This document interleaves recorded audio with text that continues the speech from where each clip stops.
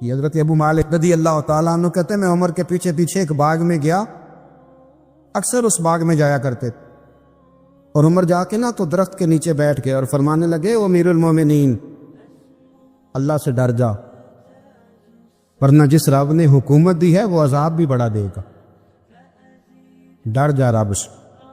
ایک بندے نے آپ کے سامنے تعریف کر دی آپ کی، تو فرمانے لگے تو خود بھی ہلاک ہوا اور مجھے بھی ہلاک کر دیے، کیا ضرورت پڑی ہے میری تعریفیں کرنے کی؟ اتنی دیر میری تعریف میں لگائی، اللہ کا ذکر کرتا رب تجھے ثواب دیتا، کس چکر میں؟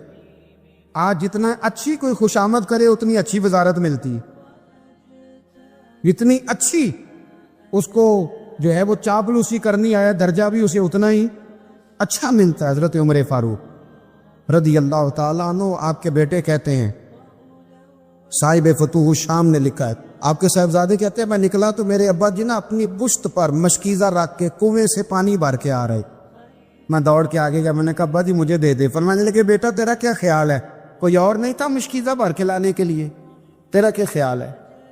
کہا ابا جی بڑے لوگ تھے پر آپ کیوں اٹھا رہے ہیں؟ فرمانے لگے نفس نا ذرا میرا بڑا ہو گیا تھا، اسے ذرا ذلیل کر رہا ہوں، ذرا اپنا محاسبہ کر رہا ہوں، یہ مجھے کہہ رہا تھا تو بڑی چیز ہے، تو میں نا ابھی مشکیزہ گھر رکھ کے آؤں گا، پھر تیری ماں نے مجھے کہا ہے کہ گھر میں لکڑیاں کوئی نہیں جلانے کے، پھر میں جنگل سے لکڑیاں کاٹ کے لاؤں، امیر المومنین بن کے نا تو میرا نفس تھوڑا بڑا ہو گیا۔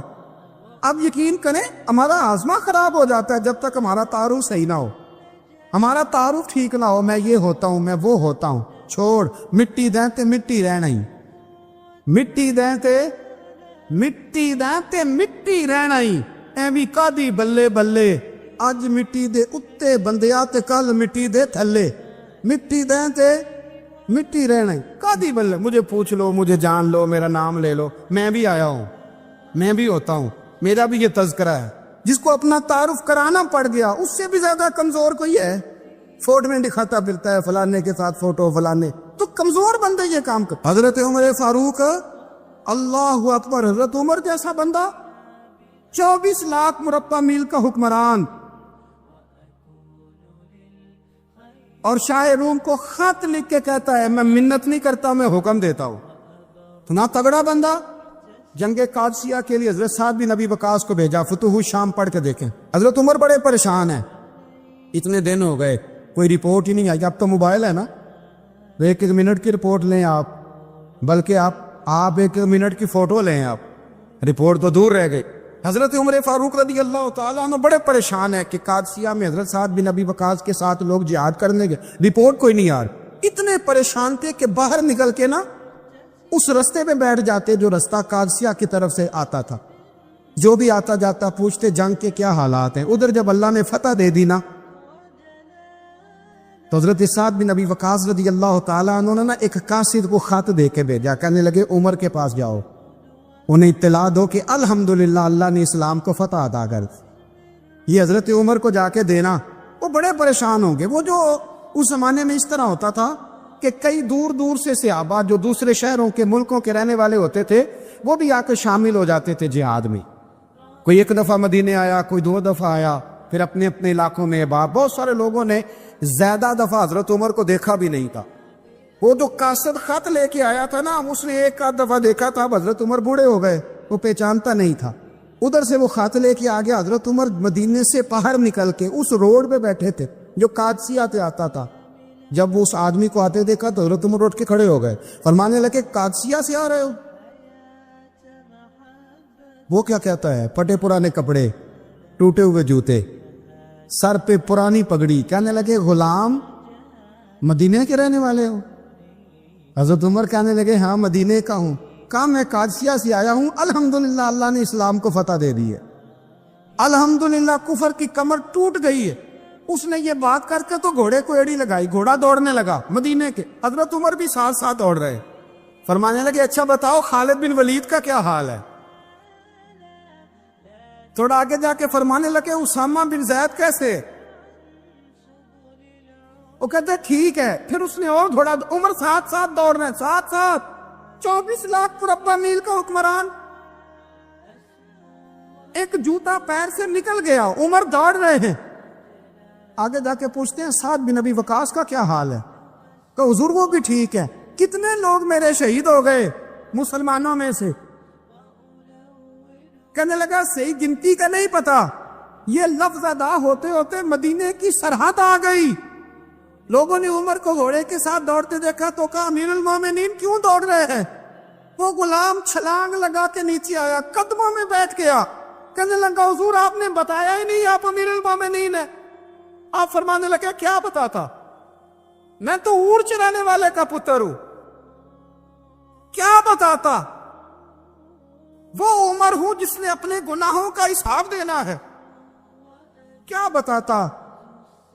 جو سعد بن ابی وقاص کو جہاد پہ بھیج کے خود بزدلوں کی طرح گھر میں بیٹھا ہے.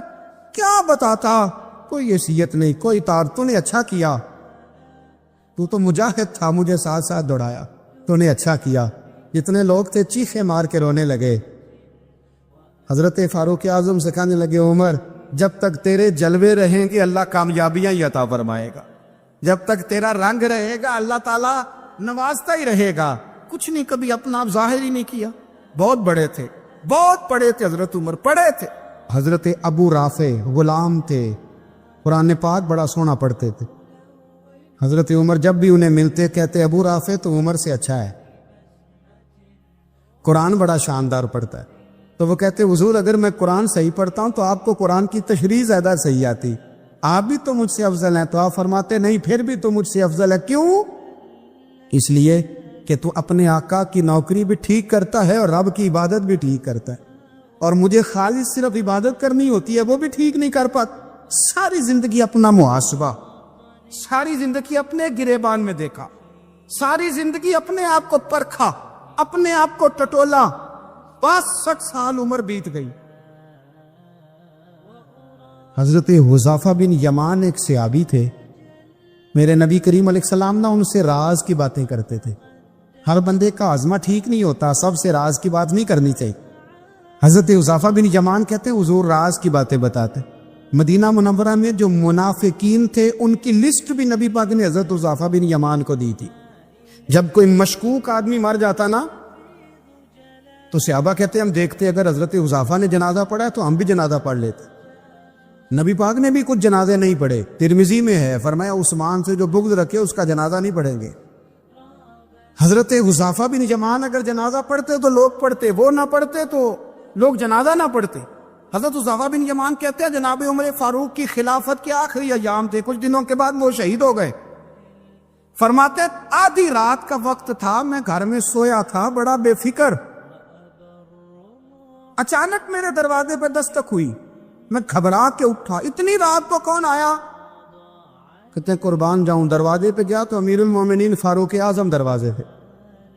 میں نے کہا عمر کوئی حکم تھا تو مجھے بلا لیتے. کہنے لگے میں نا امیر بن کے نہیں آیا, تیرا ویر بن کے آیا ہوں.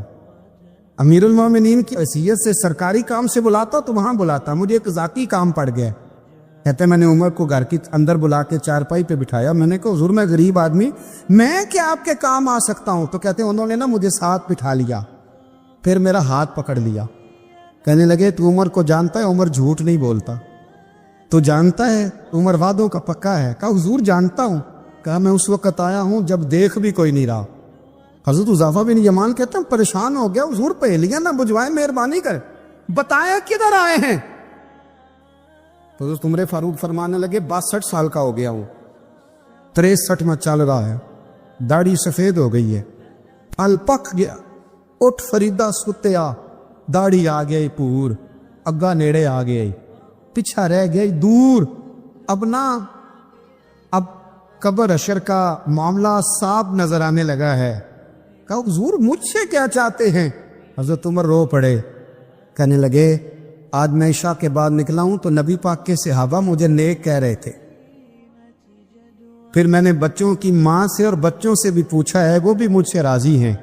پر حذیفہ تیرے ساتھ نبی پاک راز کی باتیں کرتے تھے, سچ بتا کہیں عمر کا نام منافقوں میں شامل تو نہیں؟ سچ بتا ان منافقین میں تو شامل نہیں, کہیں اوپر سے تو نہیں سارا کچھ؟ حضرت حذیفہ بن یمان کہتے ہیں میں باپ کے مرنے پہ اتنا نہیں رویا جتنا عمر کے سوال پہ رویا. میں قدموں میں بیٹھ گیا. میں نے کہا نہیں عمر, یہ تو میں نے نہیں سنا, لیکن یہ میں نے نبی پاک سے ضرور سنا ہے کہ میرے بعد اگر کوئی نبی ہوتا تو عمر ابن خطاب ہوتا. یہ میں نے اپنے کانوں سے سنا ہے کہ عمر جس گلی سے گزرے شیطان رستہ بدل جاتا ہے. یہ میں نے اپنے کانوں سے سنا ہے کہ 950 سال حضرت جبریل جناب عمر کی شان بیان کریں تو پھر بھی بیان نہیں ہو سکتی. یہ میں نے ضرور سنا. دوستو، ساری زندگی حضرت عمر نے اگر دوسروں کا محاسبہ کیا تو اپنا اور اپنے بچوں کا بھی کڑا خیال رکھا. اپنی ذات پر بڑی توجہ دی. جو لوگ اپنا بھول جاتے نا، ہمیں اپنی صحت کا بڑا خیال ہے لیکن اپنی روحانی زندگی کا کوئی خیال نہیں ہے، قلبی زندگی کا کوئی تصور نہیں ہے. آپ یقین کریں، موٹا آدمی کمزور ہونے کے لیے جدوجہد کر رہا ہے، کمزور طاقتور ہونے کے لیے، لیکن جس کو کتنے دن بیت گئے اللہ رسول کی یاد میں رویا ہی نہیں، کتنے دن بیت گئے نہ سننے کو دل ہی نہیں چاہا، جسے مہینوں بیت گئے اور قرآن پاک کی طرف نظر ہی نہیں گئی، وہ فکر مند ہی نہیں. زندگی زندہ دلی کا نام ہے، مردہ دل کیا خاک جیا کرتے ہیں. بھائی، حضرت عمر کی زندگی دور حاضر میں ہمیں یہ سبق دیتی ہے کہ کڑی نگرانی رکھو اپنے پودوں کی، کڑا خیال رکھو اپنے ذاتی باغ کا، اور یہ جو تمہارے دل کی دنیا ہے، یہ تمہاری روح کی زندگی ہے، اس کا محاسبہ کرتے رہو. نبی کریم علیہ السلام نے فرمایا اپنا حساب خود کر لو قبل اس کے کہ تمہارا حساب کیا جائے. اپنا حساب، ہم ساری دنیا کا حساب کرتے پھرتے ہیں، کوئی کہاں سے کماتا ہے کہاں کھاتا ہے، پر اپنا حساب حضور نے فرمایا حساب کر لو قبل اس سے کہ تمہارا حساب. مولا علی فرماتے ہیں نماز پڑھ لو قبل اس کے کہ تمہاری نماز پڑھی جائے. اپنا محاسبہ کریں، تھوڑا سا نا اوپر دائیں بائیں دیکھنے کی بجائے تھوڑی سی گردن جھکا کے نا. درویش کہتے ہیں برے بندے نو میں لبن ٹریا تے جگ تے ملیا نہ کوئی، اپنے اندر چاتی پائی تے میتھوں برا نہ کوئی. حضرت عمر فاروق رضی اللہ تعالیٰ عنہ نا باہر والوں کا بھی بڑا سخت حساب کرتے تھے. بڑا ایک گورنر صاحب نے لباس بڑا شاندار پہننا شروع کر دیا تھا تو حضرت عمر نے اتروا کے نا تو انہیں ٹاٹ کا لباس پہنا کے تو اونٹ چرانے کی ڈیوٹی دے دی. اتنا سخت احتساب کرتے. کسائی کی دکان پر بھی 1-2 گھنٹے کھڑے ہوتے تھے. جو آدمی مسلسل 2 دن گوشت خریدتا تھا نا، فرماتے تھے اس کا ٹیکس بڑھا دو، لوگوں کو دال نہیں مل رہی اور یہ روز گوشت کھاتا ہے. حضرت فاروق اعظم، اس کو جزیہ کہا جاتا تھا، یا کچھ اور معاملات ہوتے تھے بڑھا دیتے. مسلسل جو 2 دن آدمی گوشت کھاتا تھا، فرماتے تھے مدینے میں غربت ہے، اگر یہ والا نظام تم کرو گے تو غریب لوگ کس کی طرف دیکھیں گے. لیکن اس سے زیادہ بڑھ کر جو ان کی زندگی کا معیار اور سٹیٹس تھا وہ یہ تھا کہ اپنے گھر کا خاص خیال رکھتے، خاص توجہ کرتے. ملک شام سے اور ایران سے کچھ لوگ آپ کی خدمت میں آئے تو وہاں سے کچھ کنیزیں بھی آئیں ان کے بادشاہ کا پیغام لے کے. شاہ ایران کی کنیز کو ملکہ نے کہا کہ نا حضرت عمر کی زوجہ کو دیکھ کے آنا ذرا کس طرح کی ہے. ہمارے ملک میں کیا کہتے ہیں خاتون اول، باقی سارے دووں میں خاتون اول. ذرا خاتون اول کو دیکھ کے آنا. تو وہ جب آئی نا گھر میں ملنے تو کہا کہ مجھے میری ملکہ نے کہا تھا کہ عمر کی زوجہ سے اہلیہ سے ملاقات کر کے آنا. تو حضرت عمر کی اہلیہ نے نا ایک جوڑا کپڑوں کا دے دیا ملکہ کے لیے اور ایک خوشبو کی شیشی دے دی. اب جب وہ تحفے وہاں گئے تو اس ملکہ نے نا کچھ سونے کا سامان بھیجا، کچھ زیورات بھیجے، کچھ تحائف بھیجے. جب حضرت عمر کے گھر آئے نا، وہ خادم لے کے آیا، اس نے کہا جی آپ کی اہلیہ نے تحفے بھیجے تھے. تو جواب میں شاہ ایران کی بیوی نے، یہاں جس ملک کا وہ سفیر تھا، انہوں نے بھی یہ بھیجے. تو حضرت عمر فاروق نا وہ تحفے لے کے گھر گئے تو جا کے کہنے لگے اپنی اہلیہ سے، یہ تو کب سے تحفے تحائف بھیجنے لگ گئی ہے، یہ کب سے نظام شروع ہو گیا؟ تو کہ حضور تحفہ دینا لینا تو ٹھیک ہے، سنت ہے، محبت بڑھتی ہے، تو یہ کوئی قباحت نہیں، اور میں نے اپنی ذاتی استعمال کے لیے جو چیزیں رکھی تھی وہ میں نے دی ہیں. تو حضرت عمر فاروق رضی اللہ تعالیٰ عنہ فرمانے لگے ہم نے کسی ملک کے ساتھ اور اس کے بادشاہ کے ساتھ ذاتی تعلق نہیں بنانا، تعلق جو بھی بنے گا رسول اللہ کے دین کی برکت سے بنے. ذاتی رشتے نہیں ہم نے قائم کرنے. ذاتی آپ کے ملک کی جو ایئر لائن جس کا ہر سال خسارے کا ڈھنڈورا پیٹا جاتا ہے نا، وہ ہمارے بادشاہ صاحب اور صدر صاحب اگر غیر ملکیوں کو گھوڑا کبھی بھیجنا ہو نا، گھوڑا، تو پورا ایک جہاز گھوڑا لے کے تحفے میں جاتا ہے. پورا جہاز غریب قوم کا یہ سرمایہ، اور قوم بڑی بادشاہ ہے، لائنوں میں لا کے ووٹ دیتی ہے. دو کام ہمیشہ لائن میں لگ کے کرنے، ایک بل لائن میں لگ کے جمع کرانا ہے اور ایک ووٹ لائن میں لگ کے، تاکہ پھر پورے 5 سال لائن میں ہی لگے رہیں۔ مرضی سے آپ ووٹ دینا، پر جو بات درست ہے اس کو سنو۔ حضرت عمر فاروق رضی اللہ تعالی عنہ نے اپنی اہلیہ سے پوچھا کتنے کا تھا وہ تیرا جوڑا اور خوشبو کی شی؟ جو لگا 3 دینار کی۔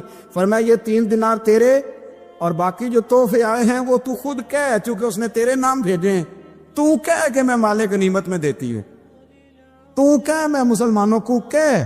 تو زوجہ ہنس پڑی، کہنے لگی میں نام ہی کہوں تو مجھے کہنا تو پڑے گا ہی، کہنا تو میں نے ہے ہی، جو کہ سامنے عمر فاروق ہے، لہذا فرمایا کہہ دیتی ہوں میں نے دیا خزانے کو۔ حضرت عمر نے جمع کرا لیا۔ میں یہ کیا بات ہوں، میرے گھر والے جو مرضی کریں، ان کا معیار زندگی جس طرح کا مرضی ہو۔ اور حضرت عمر ایک جملہ کہا کرتے تھے، اللہ کرے کہ یہ باتیں اس دور حاضر میں ہماری سمجھ میں آئیں۔ حضرت عمر فاروق رضی اللہ تعالیٰ عنہ اپنے بچوں کو فرمایا کرتے تھے کہ بہت آدمی کو بھوک لگی ہو نا، اور پھر اس کی پسند کا کھانا پکا ہو، جتنے شوق سے وہ اس کھانے کو دیکھتا ہے نا، فرمایا اس طرح پوری قوم اپنے بادشاہوں کے خاندان کو دیکھتی ہے، اس تیزی کے ساتھ دیکھتے ہیں کہ ان کے گھر میں کیا ہو رہا، ان کا معیار زندگی کیا ہے، ان کا سٹیٹس کیا ہے۔ دل میں میل کچھ ہے کہ نفل پڑھنا، عبادتیں کرنا، ریاضتیں کرنا، صدقات دینا زیادہ نفع بخش نہیں ہوتا۔ دل صاف ہونا تو تھوڑی عبادت بھی کام آ جاتی ہے۔ یہ حدیث بتاتی ہے کہ دل صاف ہو تو تھوڑے صدقے بھی زیادہ نفع کر جاتے ہیں۔ کچھ چیزوں سے دل سخت ہوتا ہے، جو لوگ دنیا داری کی اور فضول باتیں زیادہ کرتے ہیں ان کا دل سخت ہو جاتا ہے، جو ہنستے زیادہ ہیں ان کا بڑا سخت ہو جاتا ہے، اور صوفیاء کہتے ہیں جو کسی پہ ہنستے ہیں نا ان کا تو مردہ ہی ہو جاتا ہے، تو معاملہ ہی ختم ہو گیا۔ اور جو لوگ رزق حرام کی طرف بڑھتے ہیں ان کا دل بھی مردہ ہو جاتا ہے۔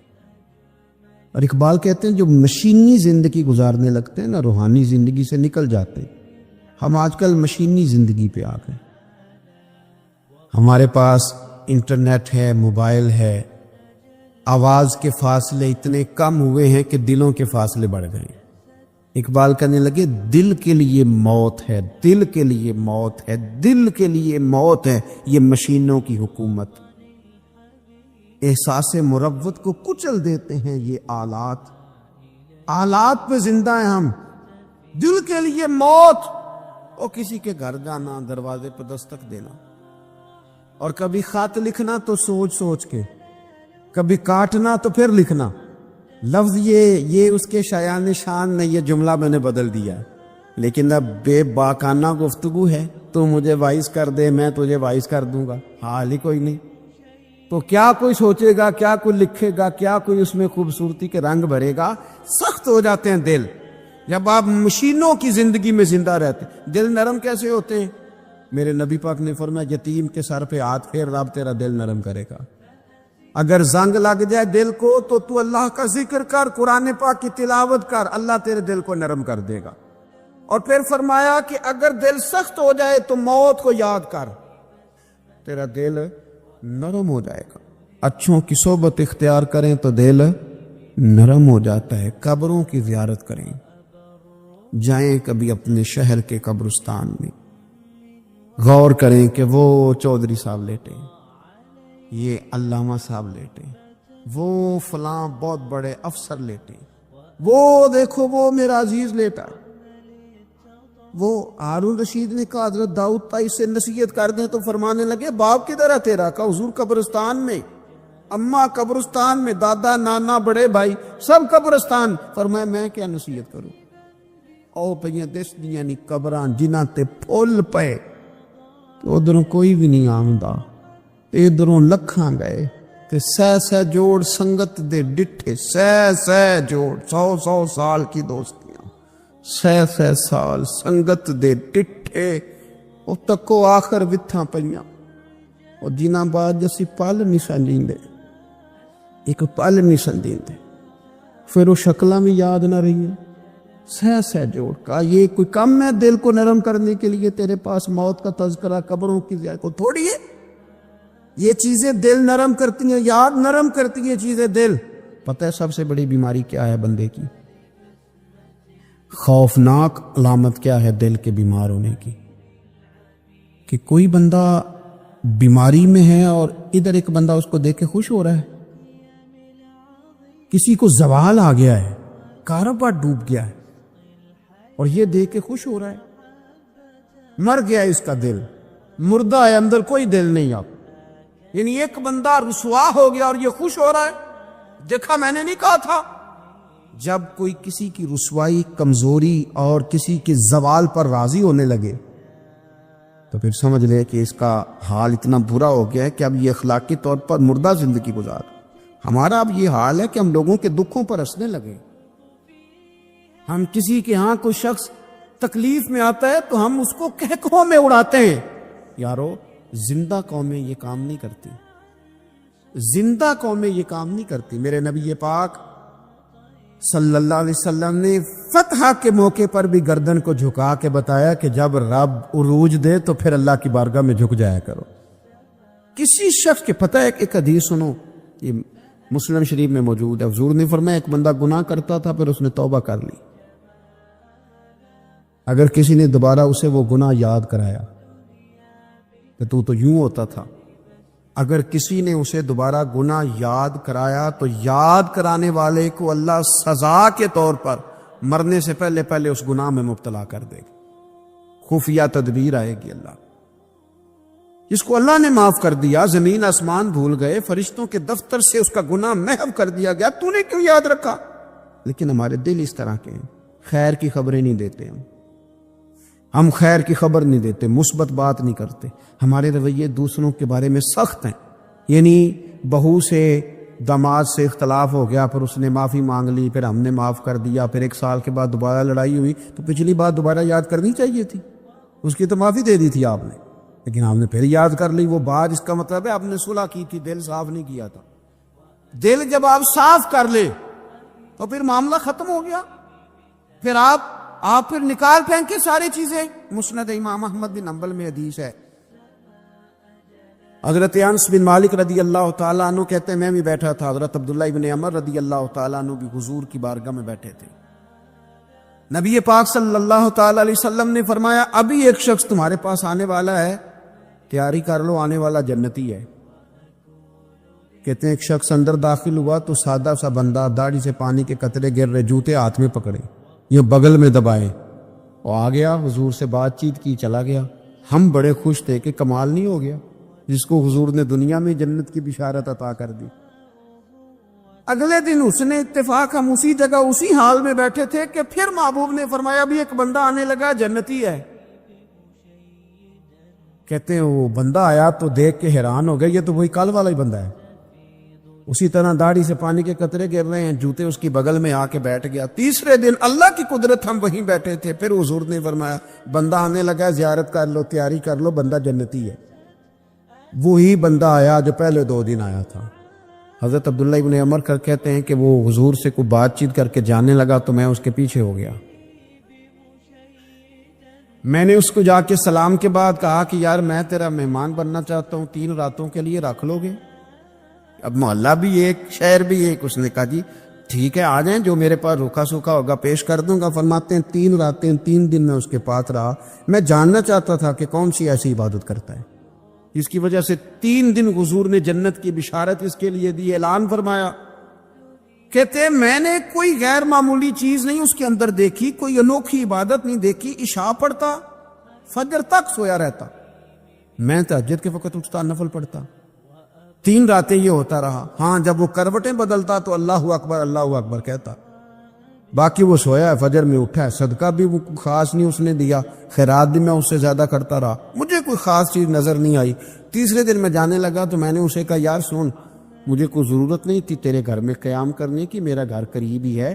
وہ تو کمال یہ ہے کہ نبی کریم علیہ السلام نے اپنی زبان فیض ترجمان سے، یعنی وہ زبان جس کو سب کن کی کنجی کہیں، اس کی نافذ حکومت پہ لاکھوں سلام، حضور نے 3 دن تجھے مسلسل جنتی کہا ہے۔ میں تو دیکھنے آیا تھا کہ تیرے اندر کوئی عمل ہو تو میں بھی وہ شروع کروں۔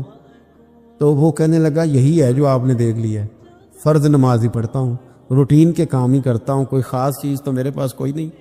حضرت عبداللہ ابن عمر فرماتے ہیں میں نے تو سمجھا کہ میں تو اس سے زیادہ خیر کے کام کرتا ہوں.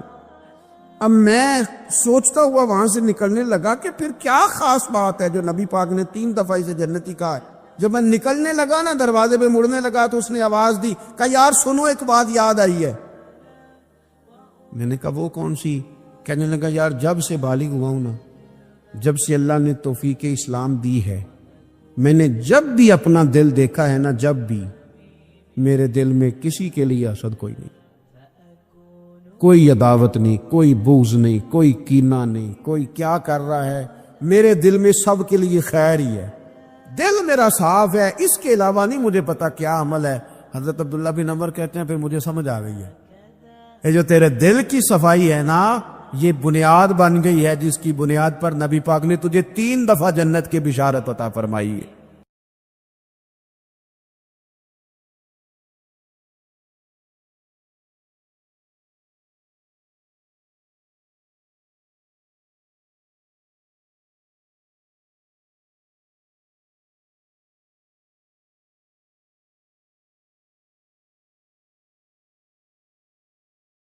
طبیعتوں کی, مزاجوں کی سختی, دوسروں کے بارے میں ڈاٹے جذبات, ہمارے رویے ڈاٹے, ہماری طبیعتیں سخت.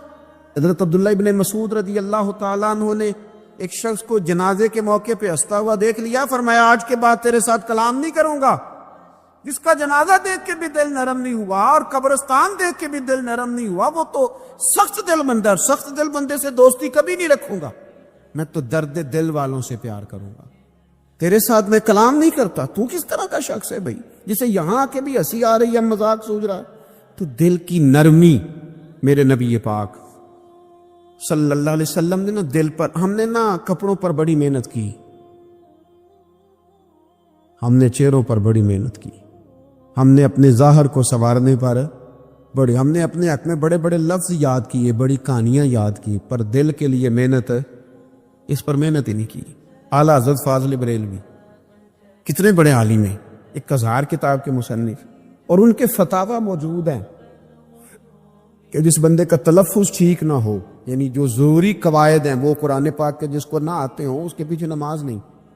جو ہا اور ہا میں فرق نہیں کر سکتا, حمزہ اور عین میں فرق نہیں کر سکتا, وہ الفاظ کا معنی بگاڑ دے گا. لیکن اعلیٰ حضرت چونکہ صوفی ہیں, درویش ہیں, علم کے ساتھ تو ایک اور رنگ بھی بیان کرتے. وہ کہتے ہیں یہ نہ ہو کہ صرف تو حروف کے ہیر پھیر میں لگا رہے, سغرے کبرے ٹھیک کرتا رہے, دارابا یادرب کے چکر میں پڑا رہے, اور دل پر تو توجہ ہی نہ دے. فاضل بریلوی رحمۃ اللہ علیہ فرمانے لگے کہ 2 علماء نے قرآن ایک درویش کے پیچھے نماز پڑھی تو مستحب جو قواعد تھے نا جن کے بغیر نماز, وہ ٹھیک نہیں تھے ذرا ان کے. تو وہ کہنے لگے دیکھا جی اتنے بڑے پیر صاحب ہیں اور ان کی تو قرات ہی ٹھیک نہیں, تلفظ ہی ٹھیک نہیں. حالانکہ لفظ تاثیر سے بنتے ہیں, تلفظ سے نہیں. لفظ تاثیر سے بنتے ہیں, تلفظ سے نہیں. اہل دل آج بھی ہیں اہل زبان سے آگے. انہوں نے کہا جی بابا جی کا تو تلفظ ہی ٹھیک نہیں. اعلیٰ حضرت نے لکھا ہے ملفوظات شریف میں, فرماتے ہیں پھر وہ نہ نہانے کے لیے چلے گئے نماز پڑھ کے فارغ ہو کے, تو وہ پانی میں اتر گئے تو شیر ان کے کپڑے اٹھا کے لے گیا. اب کتنی کو دیر پانی میں رہتے, نکلے بھی تو کیسے نکلے, شرم آتی ہے. مختصر لباس پہن کے وہ غسل کرنے کے لیے گئے تھے, اب پانی میں سردی, کتنی کو دیر بندہ پانی میں رہے. لوگوں نے آ کے کہا حضور وہ آپ کے مہمان تو الجھ گئے, بڑے بری طرح پھنس گئے, مہربانی فرمائے ان کو تو بچائیں, وہ تو سخت الجھن میں. کہ کیا ہوا؟ کہنے لگے وہ شیر کپڑے لے گیا, اور وہ پانی میں کچھ تو ہونا چاہیے. تو وہ بزرگ گئے, جا کے نہ دور کھڑے ہو کے شیر کو آواز دی. شیر کو, حضور کے صحابی تھے نا حضرت سفینہ, قافلے سے رستہ بھول گئے, ایک سائیڈ پہ ہو گئے تو سامنے شیر آ گیا. میں نے کہا ہے لیکن جب آ جائے تو, جب شیر سامنے آ جائے, جب سامنے آ جائے پھر پتہ چلتا ہے کہ یہ تو واقعی آ گیا ہے, پھر انداز اور ہوتا ہے. حضرت سفینہ کے سامنے شیر ہی آ گیا, مشکات میں شیر آیا. اب کوئی بھاگتا ہے, کوئی چڑھتا ہے درخت پہ, کوئی لکڑی اٹھاتا ہے, کوئی اسلحہ پکڑتا ہے. حضرت سفینہ فوراً بولے, کہنے لگے او شیر ذرا خیال کرنا میں رسول اللہ کا غلام ہوں. پھر آکھیا شیر سفینہ تائی جارا یارا جاندے اور جڑے غلام رسول اللہ دے اسی غلام ہونا دے. شیر دمیں لاتا رستہ چھوڑ گیا اور بابا جی بھی گئے. فاضل بریلوی کہتے ہیں شیر کو آواز دی, شیر دوڑا آیا, آگے کہنے لگے وہ ہمارے مہمانوں کے کپڑے لے گئے, تو یہ شرم نہیں آتی؟ تو شیر کپڑے اٹھا کے واپس لایا. ان علماء کو, حضرات علماء کو کپڑے پیش کیے. جب ان کو پیش کیے تو پیش کرتے ہی بزرگ پھر فرمانے لگے, کہنے لگے مولانا تم نے لفظ سیدھے کیے ہیں, میں نے دل سیدھا کیا ہوا ہے. تم نے محنت کر کے نہ لفظ ٹھیک کیے ہیں, لیکن میں نے دل ٹھیک کیا ہے. دل پاک ہوئے تے پاک ہی ملتا ہے, تے بنا پاکوں پاک نہیں ملتا. سارے جسم دے توون نالوں ایک ٹکڑا تولا ہے دل دا. حضرت سلطان باؤ رحمت اللہ علیہ فرمانے لگے دل کالے نالوں منہ کالا چنگا. دل کالے نالوں منہ کالا چنگا, جے کوئی رمز پچھانے. رات کو چہرے پہ نقاب ڈال کے نا تو مسجد کی گلیاں گھوم رہے تھے عمر فاروق, مدینے کی گلیاں گھوم رہے تھے. ایک دو گلیاں رہ گئیں تو فجر کا وقت ہو گیا. تو حضرت عمر اپنے غلام سے کہنے لگے نماز پڑھ لیتے ہیں اور باقی دو گلیاں بعد میں گھوم لیں گے. حضرت عمر نے امامت کرائی تو نقاب اسی طرح چہرے پہ. ایک گلی سے گزر رہے تھے تو ایک بوڑھی اماں بیٹھی ہے خیمے میں. بوڑھی کچھ چہرے سے پریشان لگتی ہے. تو حضرت عمر غلام سے کہنے لگے اسے پوچھو کیوں پریشان ہے. ہمارا تو اپنا ابا پریشان رہتا ہے, ہم پوچھتے نہیں. ہم نہیں پوچھتے. ہماری اپنی اماں روتی رہتی ہے کہ چلو 2 گھڑیاں رات کو آ کے بیٹھے گا میرے پاس, لیکن وہ آتا ہے 2 درجن کنوں لے کے اور سیدھا اپنے کمرے میں جاتا ہے اور بیگم صاحبہ سے کہتا ہے کہ یہ 6 اماں کو بھی دے آؤں, اس نے کون سا کھانے ہیں. تو وہ پلیٹ میں لے کے آتی ہے. پھر ماں کا دل ٹوٹتا ہے کہ یہ کمائی تو میری تھی, یہ تو بوٹا میں نے پالا تھا, لیکن یہ کس بیوپاری کے ہاتھ چڑھ گیا. ہم تو اپنے ماں باپ کو ٹائم نہیں دیتے, لیکن جب لوگ اللہ سے ڈرتے تھے رویہ کیا تھا. حضرت عمر فاروق رضی اللہ تعالیٰ عنہ خادم سے کہنے لگے بوڑھی سے پوچھو. تو پوچھا اماں السلام علیکم. وعلیکم السلام. اماں کیا بات ہے؟ تو اماں کہنے لگی جاؤ دوڑو, تمہیں کیوں بتاؤں, دیہات کی سیدھی سادی بی بی, جاؤ بھاگ جاؤ. کہا نہیں اماں مہربانی کرو اندر تو آنے دو. بڑی منت کے بعد اماں مانی. عمر فاروق عام آدمی نہیں جس سے دنیا کامتی ہے. حضرت عمر اندر گئے. اماں کیوں پریشان ہو؟ تو اماں کہنے لگی تمہیں کیوں بتاؤں, میرا اپنا دکھ ہے. چل اماں بتا دے, تیری مہربانی. اماں کہنے لگی میں ایک بیوہ ہوں, بے اولاد ہوں, کوئی میرا سہارا نہیں. مجھے عمر فاروق سے بڑی شکایت ہے. میرے اوپر 25 دینار کا قرضہ چڑھ گیا ہے اور 3 دن ہو گئے میں نے روٹی نہیں کھائی. اور عمر نے میری خبر نہیں لی. حضرت عمر کو پتہ چل گیا اللہ وارث ہے, اس کا کوئی 2 4 10 ہزار ووٹ کوئی نہیں. ایک کو نیکے سے 6 مربے نہیں لے کے آئی, ایک اکیلی تنے تنہا. اور بھائی جب اللہ کا خوف ہوتا ہے تو پھر انسان ان غریبوں کو بھی مناتا ہے. پھر ریڑھی والے کی بھی اہمیت بڑھ جاتی, پھر رکشے والے کی قدر بھی بڑھ جاتی. حضرت عمر فاروق رضی اللہ تعالیٰ عنہ کہنے لگے اماں عمر سے شکوہ ہے؟ کہاں؟ جناب عمر کہتے ہیں میں نے ایک جملہ کہا تو اماں نے تو مجھے لاجواب کر دیا. میں نے کہا اماں عمر کو کیا پتا کہ تو بھوکی ہے اور مقروض ہے, اسے کیا خبر؟ تو اماں کہنے لگی کیا کہا تم نے؟ عمر کو خبر نہیں, اسے پتا نہیں. تو عمر سے کہو نا چھوڑ دے حکومت, اس کے حوالے کرے جو خبر رکھ سکتا ہے. کیوں بیٹھا ہے پھر؟ ہمارے حکمران کہتے ابھی میں صدمے میں ہوں, نکلوں گا تو بات کروں گا, نہ ادھر ادھر کی تو بات کر. یہ بتا کہ قافلہ کیوں لٹا, مجھے رہزنوں سے غرض نہیں, تیری رہبری کا سوال ہے. ہاں تجھے جواب دینا پڑے گا. حضرت سیدنا عمر فاروق رضی اللہ تعالیٰ عنہ سے اماں کہنے لگی نہیں خبر رکھ سکتا تو حکومت کیوں کرتا ہے, چھوڑتا کیوں نہیں؟ تو حضرت عمر کہتے ہیں میں کانپنے لگا, دوڑے گئے جناب عمر. میں نے کہا اس اماں کا 6000 ووٹ نہیں کہ اس کی قدر کی جائے. یہ اماں کوئی بہت آکسفورڈ یونیورسٹی کی ڈگری ہولڈر نہیں کہ اس کی بات مانی جائے کہ لاوارث اور بیوہ بی بی. عمر دوڑے گئے, گھر سے اناج کا تھیلا کندھے پہ رکھا, 25 دینار بھی لیے, پکا پکایا کھانا بھی لیا. خادم کہنے لگا حضور مجھے دے دے میں اٹھا لیتا ہوں. تو حضرت عمر فرمانے لگے چل وعدہ کر قیامت کے دن بھی میرا بوجھ اٹھائے گا. کہنے لگا جی نہیں وہاں نہیں اٹھا سکتا. فرمایا پھر آج بھی نہ اٹھا مجھے ہی اٹھانے دے, یہ میرا بوجھ ہے تو مجھے ہی. اماں کے سامنے 25 دینار بھی رکھے. پھر اماں کو حضرت فاروق اعظم نے 2 مہینے کا راشن بھی دیا, پھر پکا پکایا کھانا بھی دیا. معمولی آدمی کی بات نہیں کر رہا, 24 لاکھ مربع میل کا حکمران. حضرت عمر مدینے میں بیٹھ کے کبھی للکار دیں تو کیسر و کسرا کی ٹانگیں کانپے.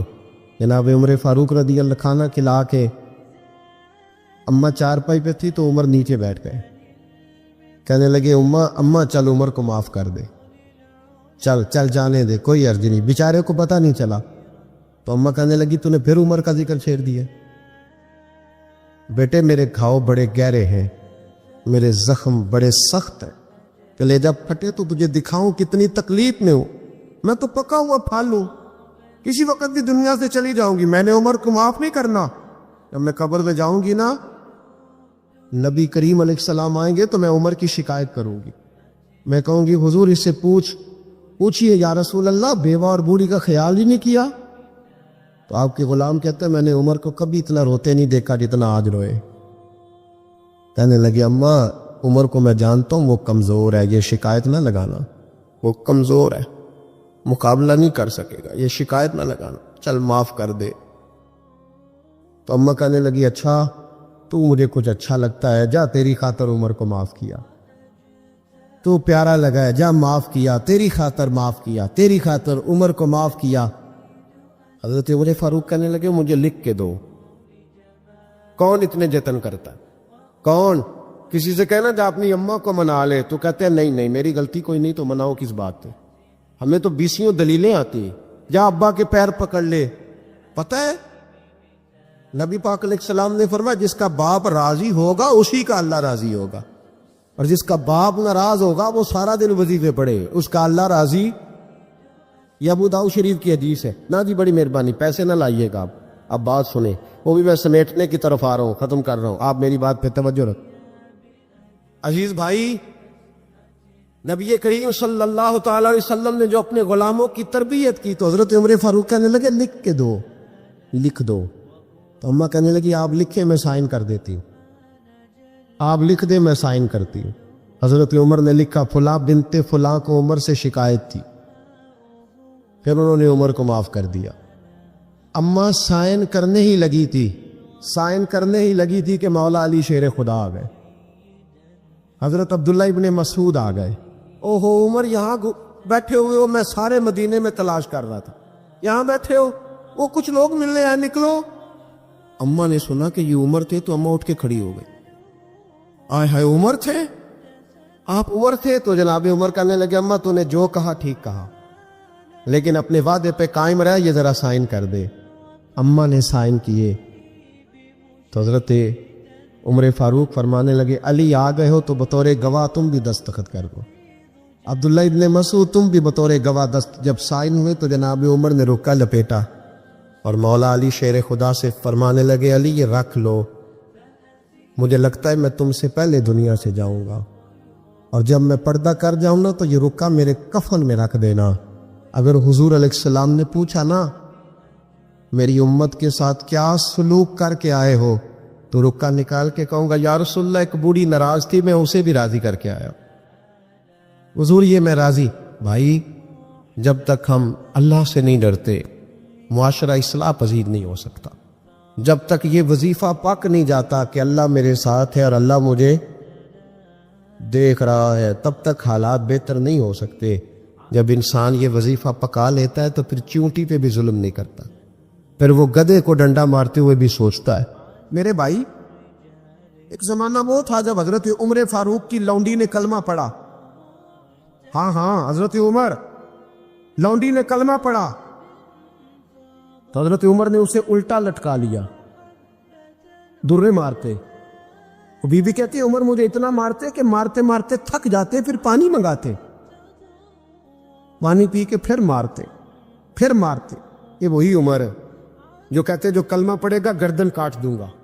یہ وہی عمر ہے जो कोई गरीब मिस्कीन करीब नहीं फटक सकता था, लौंडी को दुर्रों से मारते, वही उमर कलमा पड़ गई।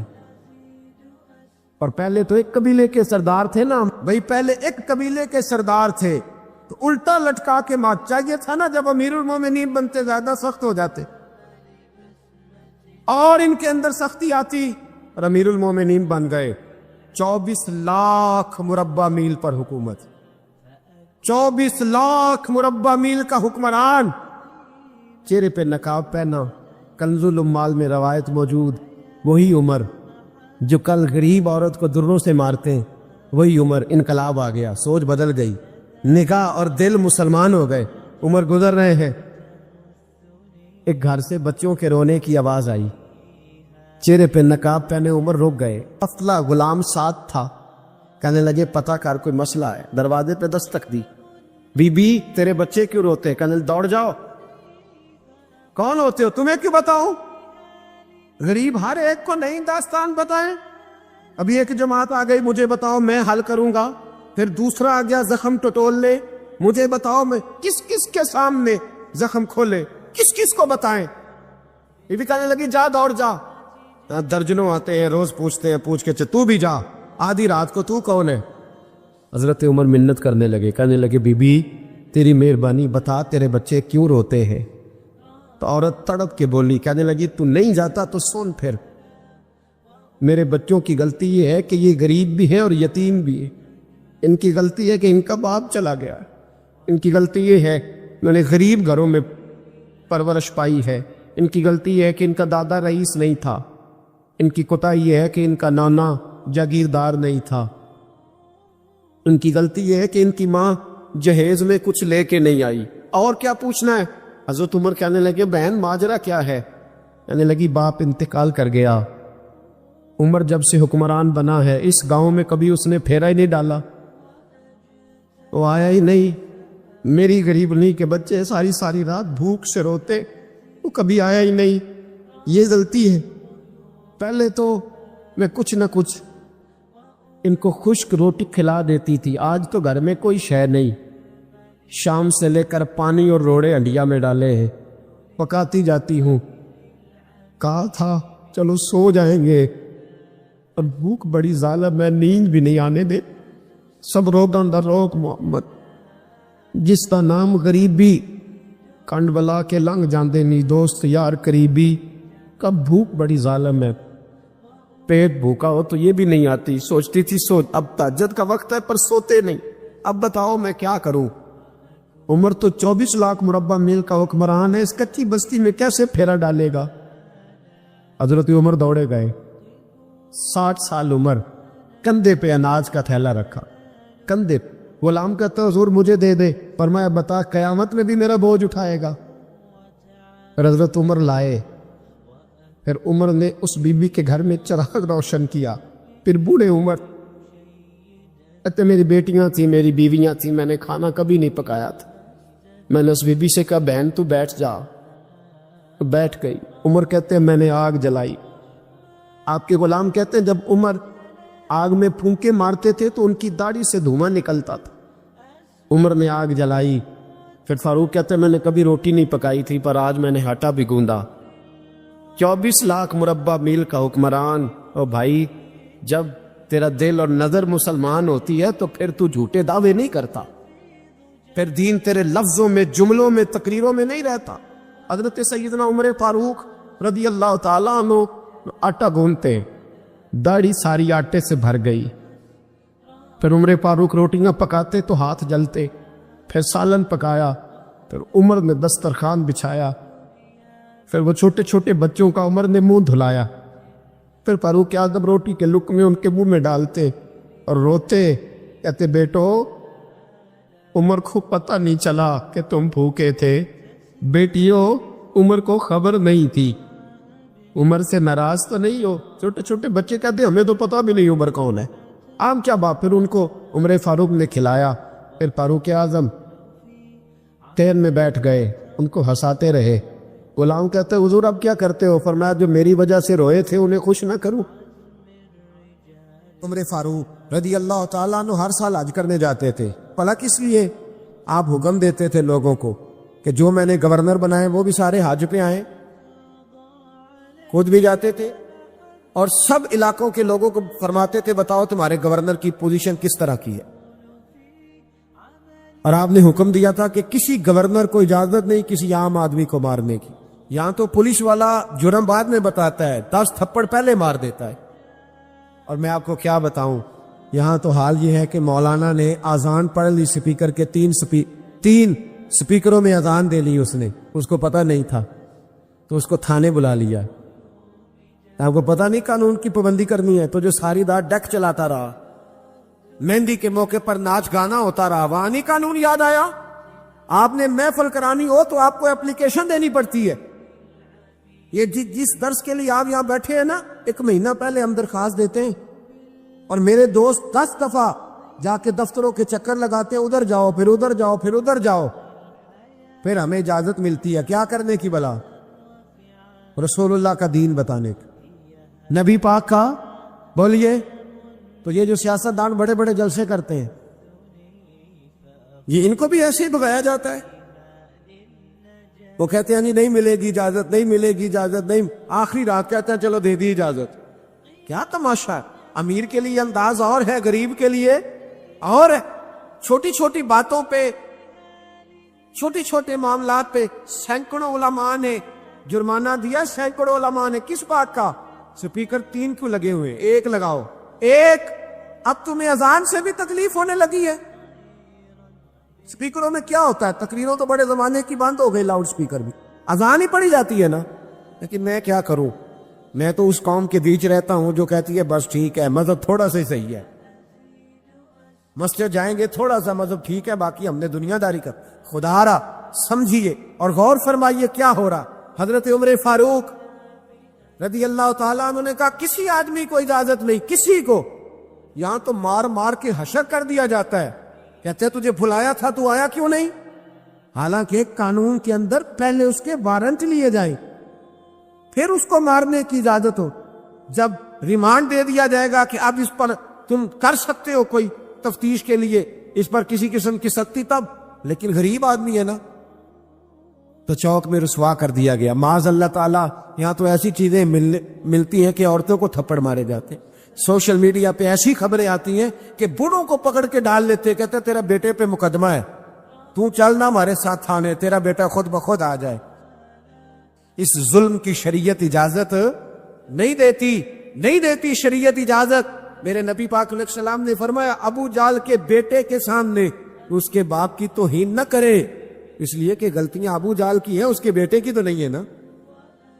ان کے سامنے نہ بات کرنا، وہ تو مسلمان ہو کے آگے. لیکن ہمارا کس طرح کا نظام، کس طرح کا مزاج ہم لوگوں نے اپنا لیا. حضرت عمر نے کہا کسی گورنر کو بھی اجازت نہیں. کانسٹیبل تو دور رہ گیا، ایس ایچ او تو دور رہ گیا، گورنر کو اجازت نہیں کسی غریب کو مارنے کی. حضرت عمر بن عاص کہنے لگے اگر تادیباً مارنا پڑ جائے، یعنی تھوڑا سا سمجھانے کے لیے، بچے کو نہیں بندہ مارتا تادیباً تمدیحاً، تو حضرت عمر کہنے لگے اس کی بھی تمہیں اجازت نہیں. حضرت عمر فاروق رضی اللہ تعالیٰ عنہ حج کے بعد بیٹھے تھے، مسجد الحرام سے باہر نکل کے مینا کے قریب ڈیرا لگایا کرتے تھے.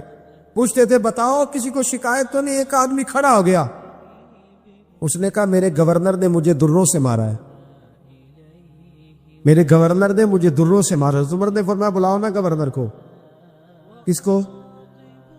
ملے ہو کبھی پنجاب کے گورنر سے؟ کیوں؟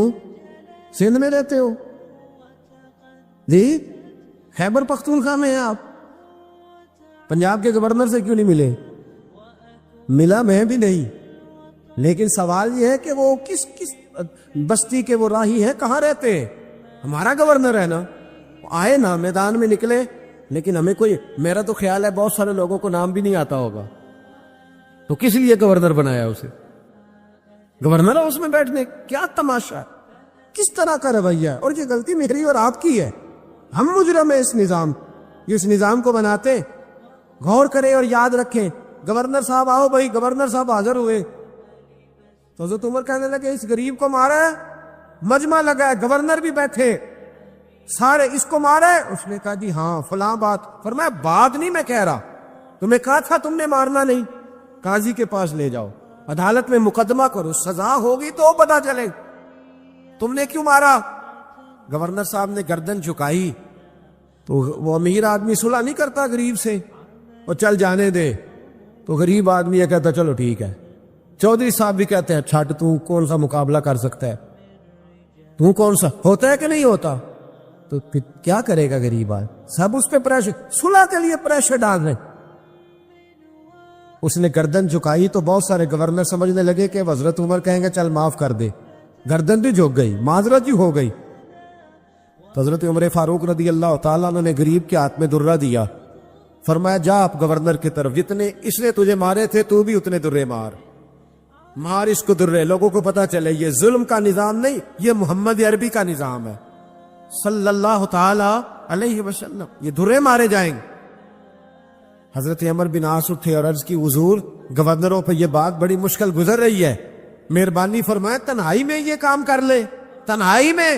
تو تاریخی جملہ کا حضرت عمر نے فرمایا جب غریب کو مار پڑی تھی تو اس پر گراں نہیں گزری تھی، اس کی کوئی عزت نہیں تھی، عزت صرف گورنر کی ہوتی ہے۔ ان سے جب لوگ کہتے عمر تیری بڑی بات ہے تو عمر رو پڑتے، کہتے میں تو اونٹ چرانے والے باپ کا بیٹا ہوں، میں تو اونٹ چرانے والے باپ کا بیٹا، اونٹ چرا، اس سے آگے عمر گئے ہی نہیں ساری زندگی، اس سے آگے لفظ ہی نہیں ادا کی، اور میں تو بھائی اونٹ چرانے والا، میرا باپ تو اونٹ چرایا کرتا تھا، 10 اونٹ تھے، میری ڈیوٹی ہوتی تھی، سنبھالے نہیں جاتے تھے، ابا ڈنڈوں سے مارتا تھا۔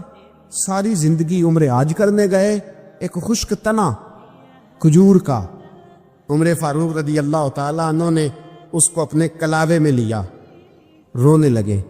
لوگوں نے کہا عمر کیا ہوا؟ فرمانے لگے یہاں میں اونٹ چرایا کرتا تھا، یہاں میں اونٹ چراتا تھا، 10 اونٹ سنبھالے نہیں جاتے تھے۔ دیکھو رسول اللہ کی شان۔ ہم جب کلمہ پڑھتے ہیں نا تو ہمارا حضور سے ایک معاہدہ ہو جاتا ہے کہ آپ نبی ہیں، ہم امتی ہیں، آپ آقا ہے، ہم غلام ہیں، آپ ہمارے پیشوا ہیں، مقتدا ہیں، ہم آپ کے قدم بقدم چلنے والے۔ اب ہمیں اپنی مرضی نہیں کرنی، سنت اور شریعت کو دیکھنا۔ تو جو یہ وعدہ پورا کرے گا وہ حوض کوثر پہ آئے گا، اسے جام ملے گا۔ اور نبی کریم علیہ السلام نے فرمایا، مسند ابو یعلا میں حدیث موجود ہے، فرمایا جو مجھ سے کیے ہوئے وعدے توڑے گا وہ میری شفاعت نہیں پائے گا اور حوض کوثر پر بھی میرے پاس نہیں آ سکے، اسے وہاں آنے کی توفیق۔ یار کیا دیر ہے سنت پر عمل کرنے میں؟ مجھے بتاؤ نا، کیا مجبوری ہے ہم شریعت اور سنت کا پاس نہیں کرتے؟ مجھے بتاؤ، نماز پابندی سے پڑھنے میں آخر کون سی دقت ہے؟ سچ بولنا آخر کتنا کو مشکل ہے؟ یہ حضور کی سنتیں، دل کو سینے اور بغض سے پاک رکھنا آخر کتنا کو مشکل۔ اور میرے بھائی کے داڑھی اللہ نے مرد کو دی ہے، بی بی کو دی نہیں اللہ نے۔ رب چاہتا ہے مرد کے چہرے پر دیکھنا پسند، آخر کیا دشواری؟ اس کا کوئی بوجھ ہے؟ کیا مشکل ہے؟ کیوں نہیں سمجھتی؟ کس بات کا انتظار؟ ہمارے بیچ میں کتنے لوگ اٹھ نہیں گئے، دنیا چھوڑ نہیں گئے، ہم نے بیٹھے رہنا ہے۔ تو بس سنت پر عمل کریں۔ حضور فرماتے جس نے میرے معاہدے توڑے، اس نے وعدہ کیا تھا کہ غلامی کرے گا، وعدہ کیا تھا سنت پر عمل کرے گا، اس کا معاہدہ تھا کلمہ پڑھتے وقت کہ جو محبوب کہیں گے وہ میں کروں گا۔ اور پھر بعد میں اس نے مجبوریاں ڈال لی، بعد میں برادری ڈال لی، بعد میں نوکری ڈال لی، بیچ میں اللہ رسول کے بیچ نوکری کہاں سے آ گئی؟ پیسے کہاں سے آ گئے؟ اولاد کہاں سے آ گئی؟ اس کے بیچ ذاتی خواہش کہاں سے آ؟ اس کے بیچ تو کوئی اور چیز نہیں ہونا چاہیے۔ میرے بھائی،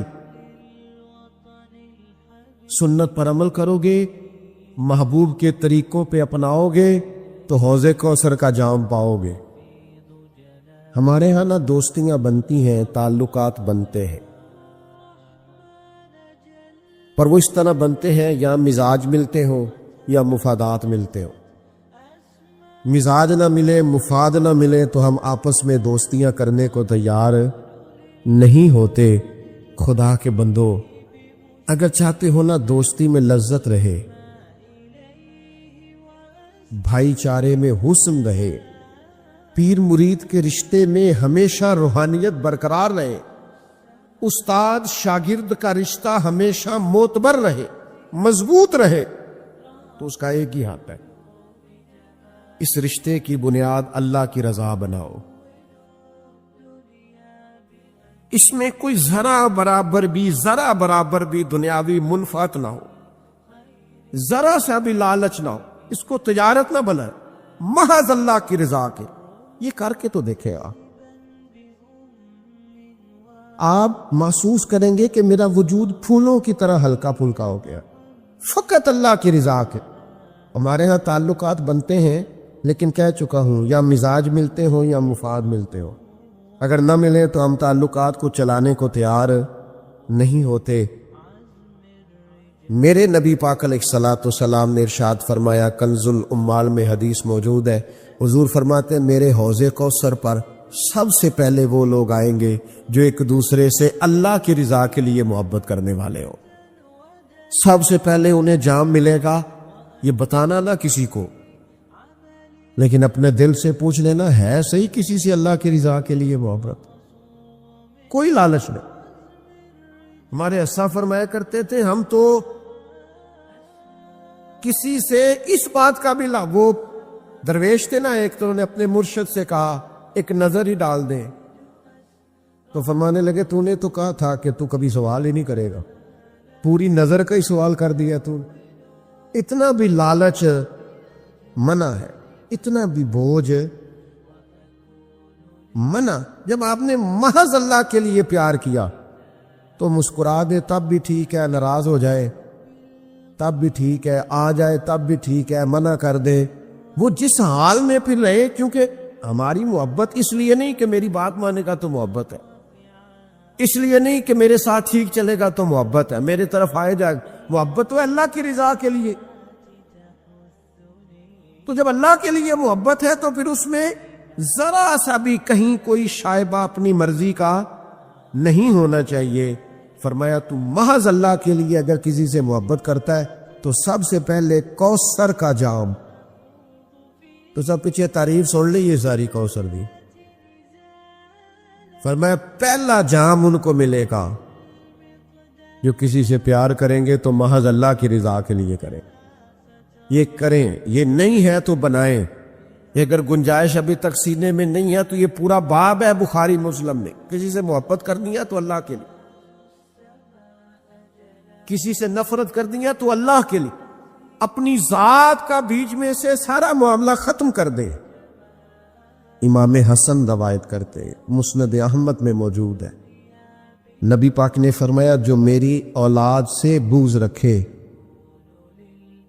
پڑھے جتنی مرضی نمازیں، کرے ہر سال حج، صدقات و خیرات اتنا دے کہ شرق و غرب میں لوگ اس کو سخاوت کی مثال مانے، لیکن امام حسن فرماتے ہیں کریم نے فرمایا جو میری اولاد سے بغض رکھے گا وہ میرے حوض کوثر پہ نہیں آئے گا۔ مجھے آپ کا نہیں پتا، مجھے تو وہ بندہ اچھا نہیں لگتا جو میرے بچوں سے نفرت کرے، آپ کو بھی اس کا اندازہ ہوگا۔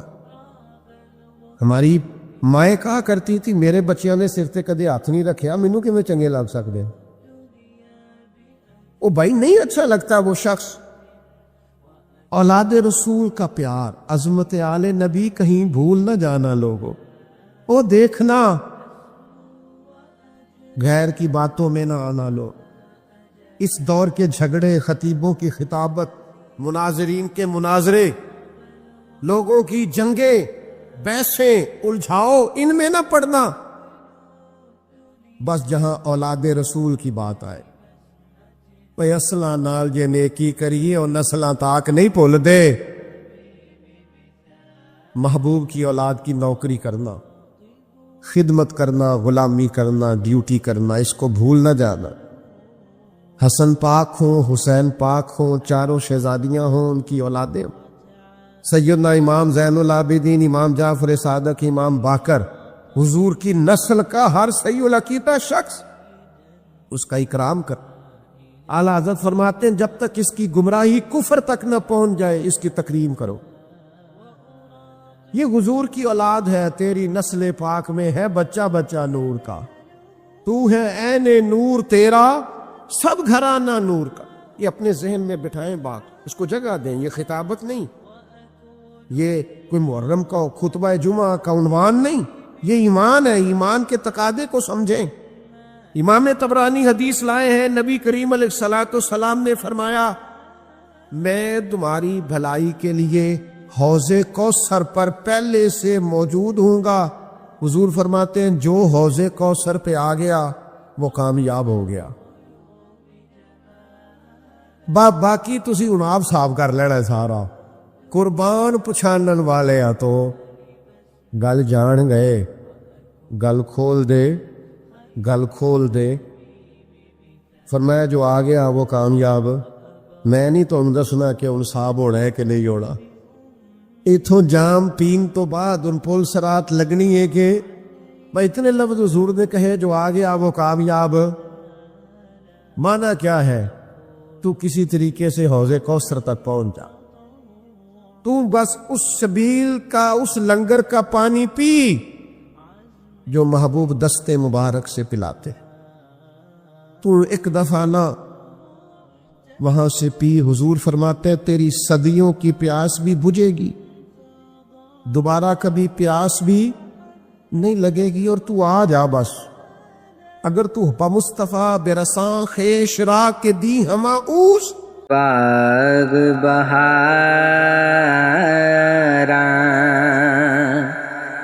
تے گلزاراں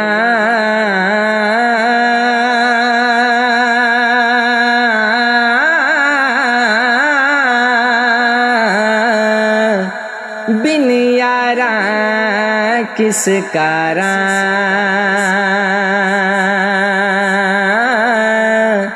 یار ملے دکھ جان ہمیشہ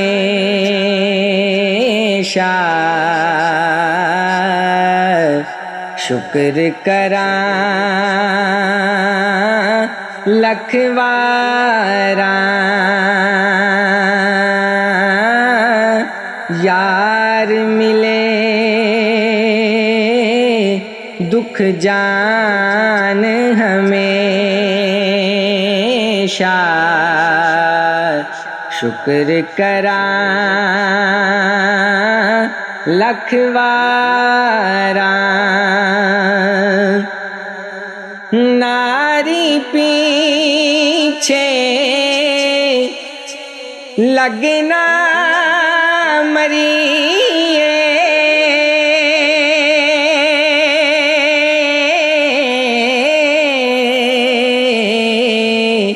چھڈ بچائے کھیڑا.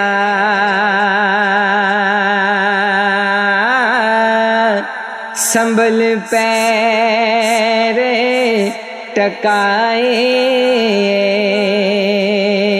تھے دنیا تل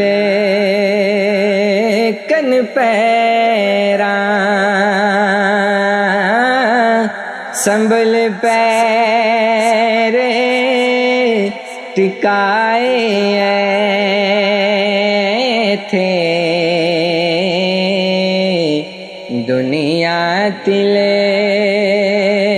کن پیڑاں. قد کسے تھی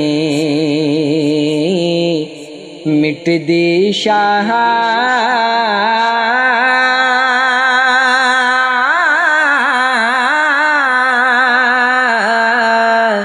متھے دی لکھوائی. حق میرے وچ اے وی آہی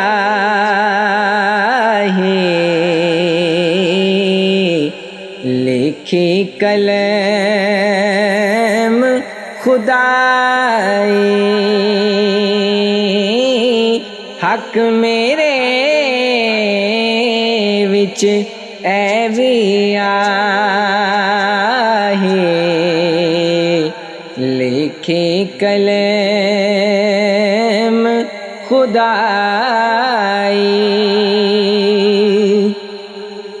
اول زہد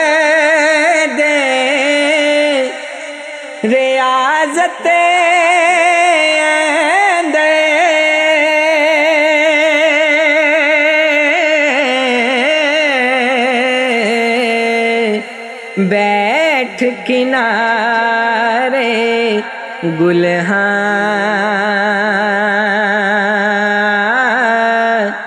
دپا میاں سیالہ پالے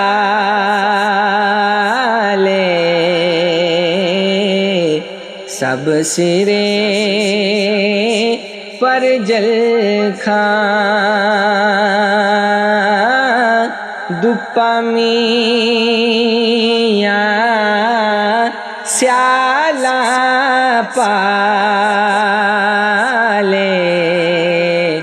دپا میاں سیالہ پالے سب سرے پر جل کھان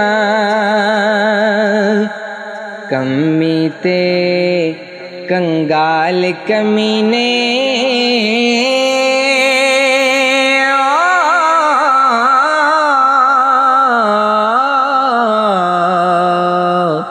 کمی تے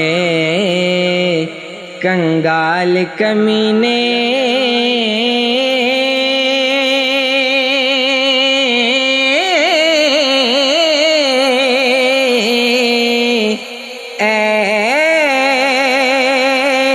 گل کئی نہ باوے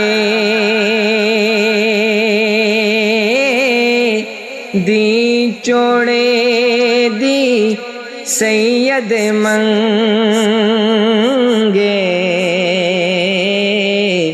پھر دیندا شرماوے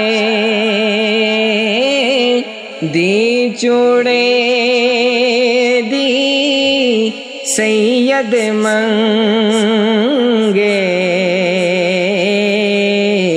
پھر دیندا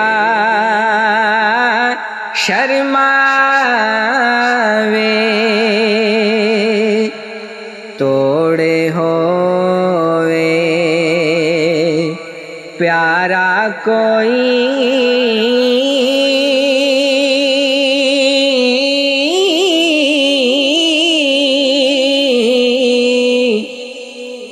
محرم یار وچولا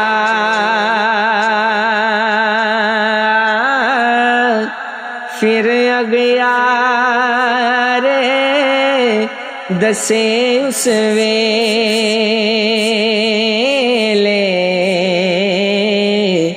جدوں ملے خود ڈولا پھر اغیار دسے اس ویلے جدوں ملے خود ڈولا ویری دی کرے ادب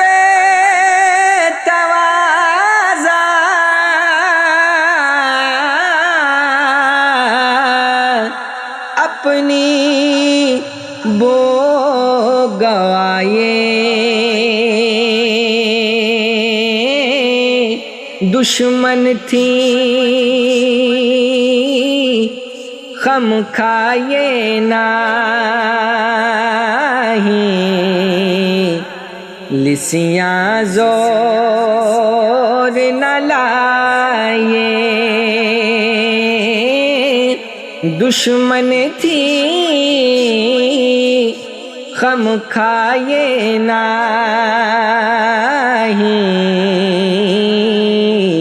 لسیاں زور